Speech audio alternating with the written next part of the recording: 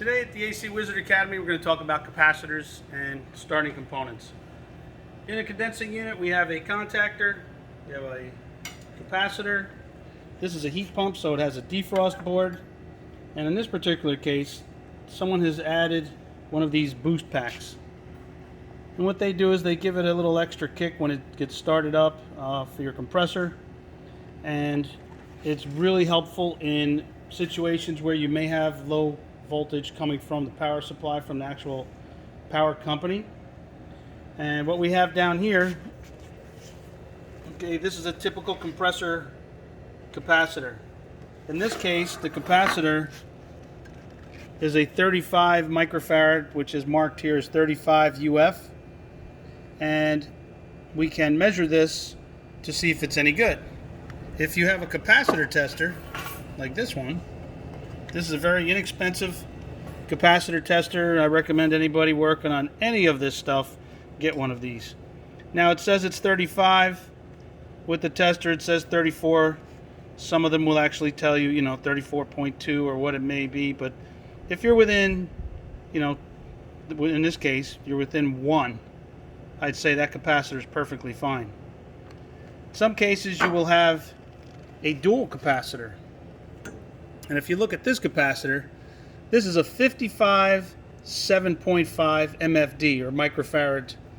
And what this is telling you here is that between two of these you should have 55 and the other two you should have your 7.5. This is a 440 volt AC capacitor. 370s is another common one, but the 440s you're better off just using a 440. It covers everything and you should not have to worry. Now this one, if I can find the terminals,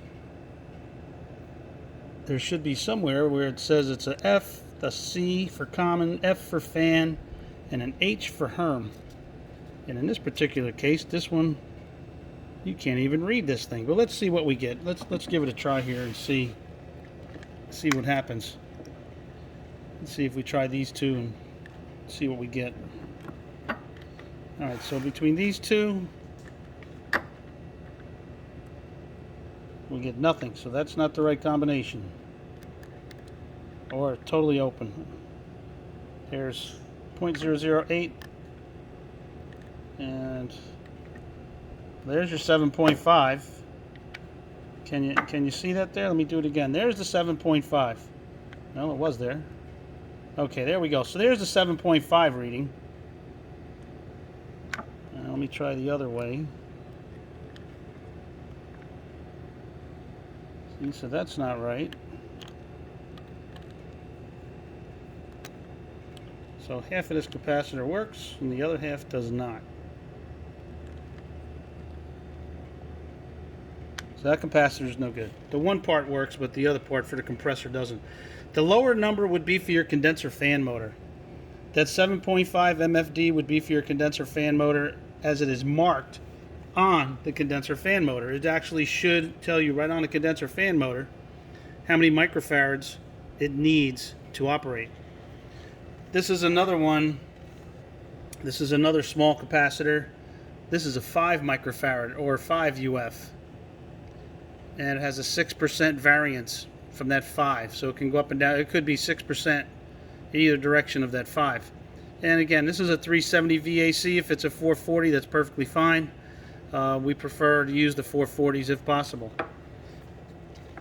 And up here we have a fan motor, actually upside down. And we're going to see, of course I have to go all the way around, right on your fan motor. It should tell you right here that it does. Let me get my little pointer. Hold on a second. If you look at right here, it's upside down, but there's your 5 MFD right there. That top line you see there, 5 MFD at 370 volts AC. You see that top line right there? Like I says, it is upside down, but it says on the end, cap 5 MFD. Right there, cap 5 MFD at 370 volts AC. That is the capacitor required for this condenser fan motor. Now the same thing on your compressor, on that compressor tag down below down here. It also, most of them will now tell you what capacitor belongs on that compressor.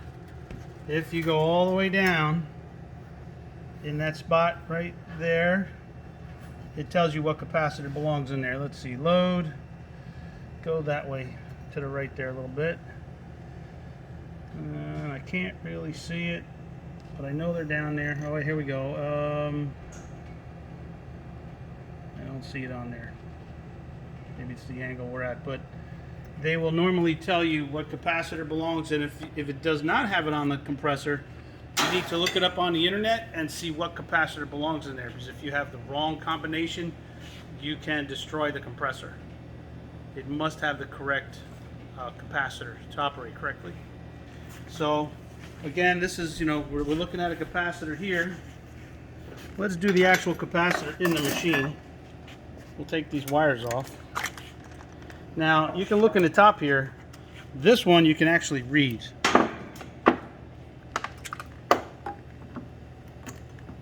Okay, you have in the top here, there's a C underneath the edge here. You can see there's a C in there. The one back here says FAN for the fan. And then on the other one it says HERM. The reason it says HERM, H-E-R-M, is for hermetic, which is right here. Right under the edge right there, it says HERM. Okay, hermetic is meaning that your compressor is hermetically sealed. So that's what the HERM goes to. The HERM goes to whatever the start winding is on your compressor. But now that we know what the common is, which is this one, now keep in mind that the common in a capacitor is only common to the capacitor. It's not common to anything else. It's not common to any other motors. It's not common to the compressor. It's not common to the fan motor. It's only common to the internal parts of this capacitor. All right, so if we do the common here and this one back here, there's your 4.9. Okay, and what is that capacitor? It's a 35.5. So there's our 5, which means now this one should be 35 UF or 35 microfarads. There you go. Simple tester, simple way to test a capacitor. Now, when you're wiring this, one simple thing I always tell, all the students here at the academy, whatever wire feeds the main wire, your run wire in a compressor, has to feed this common. So on a motor, you have your run, your start, and your common. The run terminal, whatever goes through here, which typically would be like over here, would be this red maybe. Blacks would be your commons. You never feed this terminal to this common. It's always whatever feeds the R or the red terminal, your run winding in that compressor, whatever feeds the run winding goes to this common. Because what these capacitors do is they actually hit your start winding to get the compressor going. The little boosters that they have here basically do the same thing. Now you only use these on compressors. You don't do it on a fan. But this is an SPP6. Been using them for many, many years. And what they do is they basically provide an extra little kick to help start your compressor. And this is very obvious what they're showing you here. It goes over, it just jumps right over the capacitor to the compressor. So in our case, we're just going to put one goes on the common, and the other one goes on your HERM or the wire going to the compressor. And it's that simple. And in low voltage situations, it will definitely help that compressor get started. Some of them actually call these PTCs. Boost packs. There's relay and hard start capacitor, super boost. I mean, there's all different names for them, but what they are is they are a hard start kit for the compressor. Again, like I said, you never need to put them on a fan motor. They don't have much starting torque requirements opposed to a compressor that needs a lot of torque to get it started running. Every permanent split capacitor motor And that's what these are. This is a permanent split capacitor motor in the top of the compressor. Actually, it's in the bottom. The top is the compressor part. This is a scroll. In this compressor is a permanent split capacitor motor. In that condenser fan motor, that's what this is. This is a permanent split capacitor motor. A lot of the newer systems are now coming with what are called ECMs, electrically computated motors. But there are millions and millions of these type of motors out here with capacitors. They all need a capacitor to get started and run correctly. You could have a compressor have a problem and burn off these terminals. If these terminals are loose, they can arc and burn and melt, and melt right off the wire. The same thing can occur in the compressor where it plugs onto the compressor. So behind here, where your terminals are,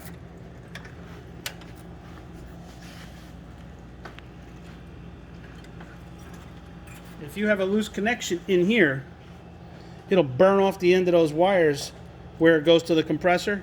The compressor may be good, but nothing will work.